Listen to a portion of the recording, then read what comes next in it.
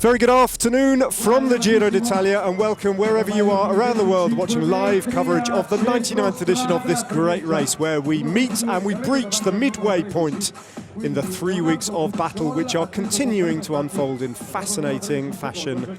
Well, if the sprinters thought that they had a straightforward day today, having been really denied a straightforward opportunity ever since the race left the Netherlands all the way up to the northeast of Italy, well, they probably got another thing coming. Even though the opening section of this race is extremely flat, there are a couple of stings in the tail, most notably, I guess, the Category 4 Forcella Mostacin. So that's Lengen, who is the leader on the road. He has dropped the other two in the breakaway, but his advantage is being whittled away. And Nippo Vinifiantini have set a furious pace in the peloton. Behind them, some 30 seconds on the foothills of this climb. There is an attack from Carlos Betancourt from Movistar. Now, Betancourt goes. That was a name we hadn't conjured with, but perhaps it is a name we should have considered here. 20 kilometers to go, and the Colombian from Movistar opens up his attack. Could be a very, very interesting move. 50 meters to go to the top of the climb. Kruijswijk is going to take himself 3 hugely irrelevant mountain points. Alejandro Valverde will take 2, and that was Esteban Chavez taking 1.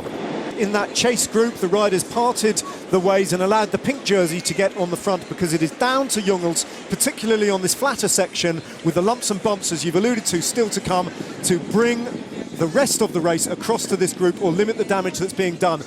Now Amador decides that it's his turn to go, and we saw Michael on the wheel. He did look initially at going with Amador, and I'm surprised, in fact, that he decided not to do that, because Amador, of course, sitting in second place on the GC at just 26 seconds. It's Bob Jungels who decides to go after the Costa Rican rider. Is he on his own now, Jungels? Well, I think Amador was just struggling to hold his wheel there. Continues to battle just to close the gap. He's done it, but Jungels is just ridiculously strong at the moment. You wouldn't bet against Jungels taking an advantage over the top of this climb, in the middle of the village at the top of this climb and out the other side, but the gap is shrinking. Well, there's an attack from Ulissi trying to get across, and there is a reaction from Movistar again, too. yeah.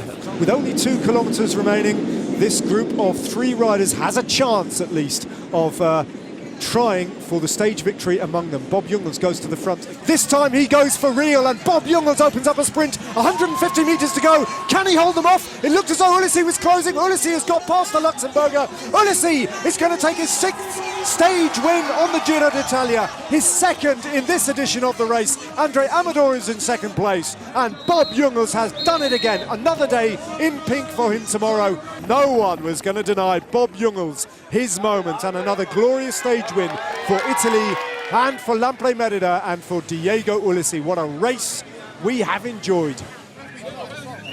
Well, he comes to life on the Giro d'Italia, doesn't he, Diego Ulissi? And so too does this man. What a ride. And every time he steps on a bike on this race, he seems to look stronger and stronger. He picks up 4 seconds, losing effectively 2 seconds to Andre Amador, who picks up 6 seconds. But when we get a confirmation of the time gap, you will notice that Bob Jungels himself has extended his lead over 3rd place. And who would have thought that Bob Jungels would be enjoying another day in pink in the middle of the Giro d'Italia? Another day in which Etixx Quickstep will have to defend the race lead tomorrow, albeit it might well be, and I'm sure he is hoping, a much more straightforward proposition tomorrow.